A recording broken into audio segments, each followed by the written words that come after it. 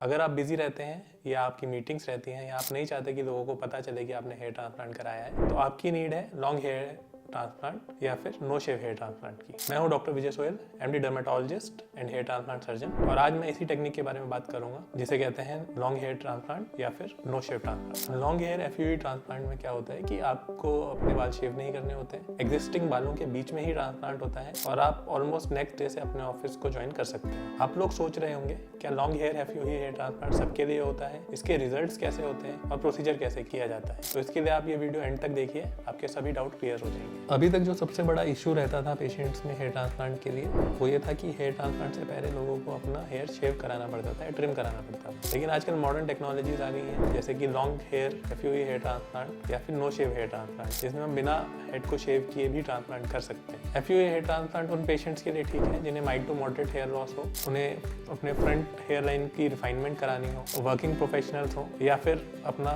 Head शेव ना कराना चाहते हो। लेकिन अगर किसी को advance grade of hair loss है या फिर उसे ट्रांसप्लांट के दौरान बहुत ज़्यादा ग्राफ्ट्स की नीड है, तो उसके लिए आइडियली शेव करके ही हेयर ट्रांसप्लांट कराना चाहिए। उसमें नो शेव हेयर ट्रांसप्लांट सूट नहीं करेगा। अब हम बात करते हैं प्रोसीजर के बारे में। Long hair FUE hair transplant में सबसे पहला प्रोसीजर होता है प्लानिंग एंड डिजाइन। सबसे पहले हमें देखना होता है कि पेशेंट को कितने ग्राफ्ट की रिक्वायरमेंट है और कहाँ पे उसको कितने ग्राफ्ट हमें लगाने हैं। सेकेंड प्रोसीजर है इसमें डोनर एक्सट्रैक्शन, जिसमें हम लॉन्ग हेयर विदाउट शेव करे ही निकालते हैं माइक्रो पंचेस के थ्रू। थर्ड स्टेप है इसमें ग्राफ्ट प्रिपरेशन, जिसमें हम ग्राफ्ट को प्रिपेयर करते हैं, सेपरेट करते हैं और असेस करते हैं कि कौन सा ग्राफ्ट कौन से एरिया में सूट करेगा। एंड फोर्थ है इसमें इम्प्लांटेशन, जिसमें हम प्रिपेयर करे हुए ग्राफ्ट पेशेंट के स्कैल्प में इम्प्लांट कर देते हैं। हमें ये ध्यान रखना है कि long hair FUE hair transplant थोड़ा टाइम कंज्यूमिंग है, बट हेयर ट्रांसप्लांट एक ऐसी चीज है जिसमें प्रिसीजन और एस्थेटिक्स बहुत इंपॉर्टेंट है। तो हम long hair FUE hair transplant से क्या एक्सपेक्ट कर सकते हैं? सबसे पहले एकदम नेचुरल लुक, दूसरा कि जो एग्जिस्टिंग गैप्स हैं वो अच्छे से फिल हो जाते हैं, उसमें स्कैल्प में कोई रेडनेस नहीं रहती, चौथा कोई डाउन टाइम नहीं है, तो आप इमीडिएटली अपने ऑफिस जा सकते हैं। जो इसके रिजल्ट्स होते हैं वो एकदम नेचुरल होते हैं, इसलिए हम अपने पेशेंट को हमेशा बोलते हैं कि आपको नंबर ऑफ ग्राफ्ट लगाने से ज़्यादा इंपॉर्टेंट है कि पेशेंट